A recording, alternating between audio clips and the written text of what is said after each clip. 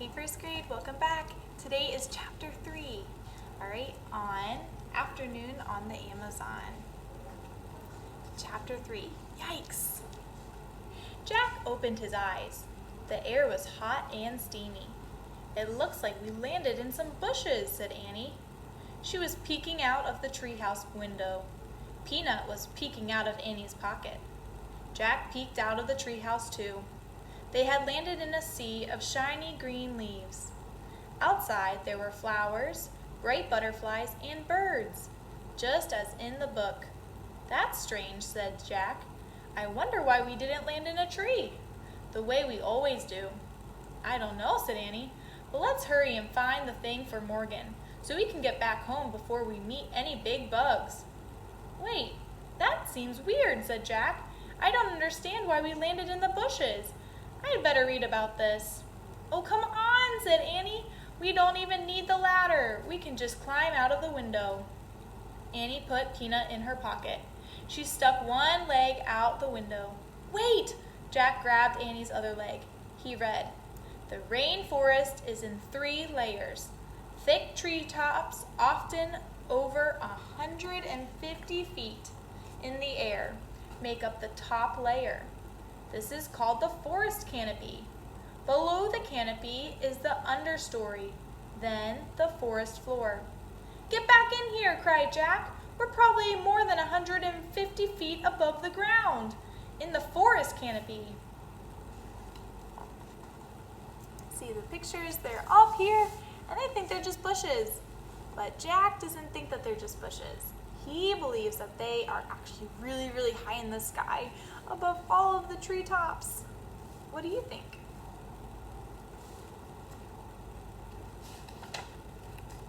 Yikes, said Annie. She slipped back into the treehouse. "We have to use the ladder," said Jack. He got on his hands and knees.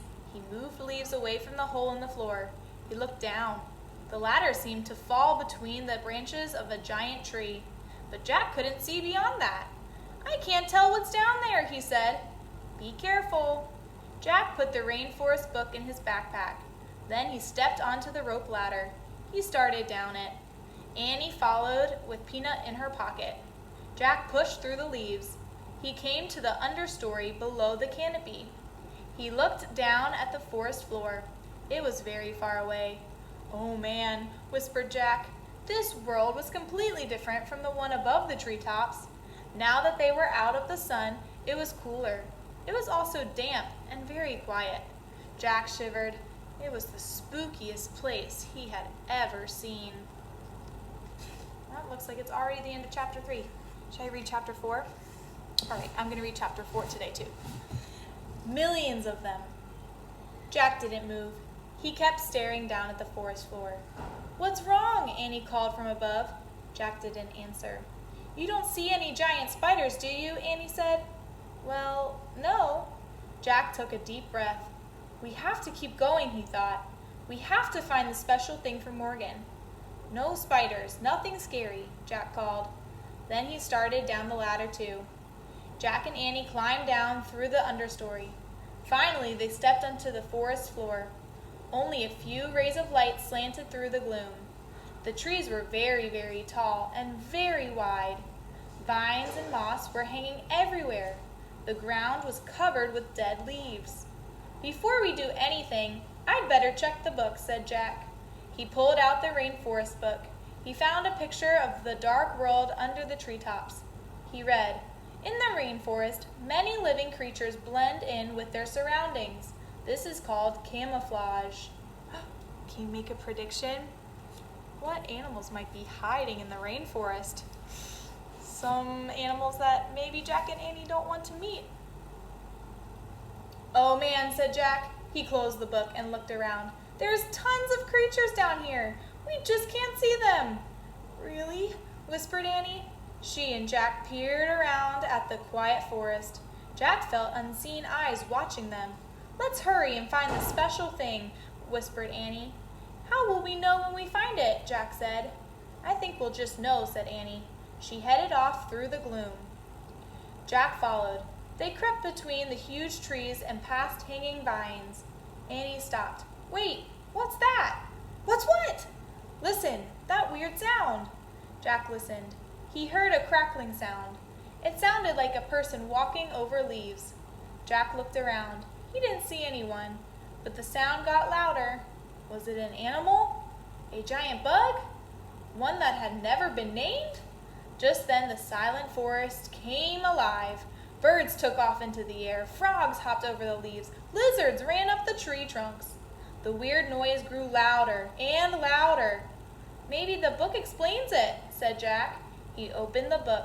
He found a picture of different animals running together. He read, "When animals hear a crackling sound, they flee in panic. The sound means that 30 million flesh-eating army ants are marching through the dead leaves." Ugh, I don't like ants. "It's army ants," cried Jack. "Millions of them." "Where?" cried Annie. Jack and Annie looked around wildly. "There!" Annie pointed. "What can you see in the picture?" "They're all over. And lots of other animals too." Army ants, millions and millions of them, were marching over the leaves. "Run to the tree house!" cried Annie. "Where is it?" said Jack, whirling around. All of the trees looked the same. Where was the rope ladder? "Just run!" cried Annie. Jack and Annie took off. They ran over the dead leaves. They ran between wide tree trunks. They ran past the hanging vines and mosses. They climbed over thick roots. Jack saw a clearing ahead. It was filled with sunlight. "That way!" he cried. Jack and Annie hurried toward the light. They pushed their way through the bushes. They burst onto the bank of a river. They stared at the slow-moving brown water.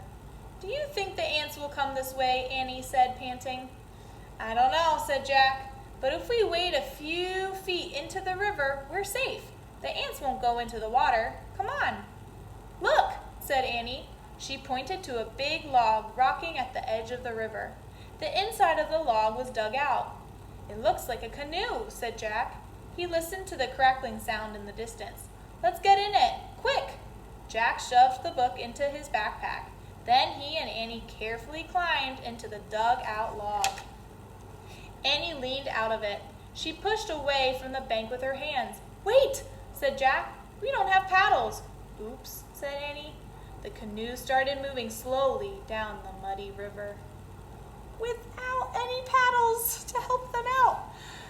Chapter 5 is called Pretty Fish, and they're on a river, so I'm sure that they are going to see some pretty fish in our next chapter. All right, stay tuned for your next chapter tomorrow.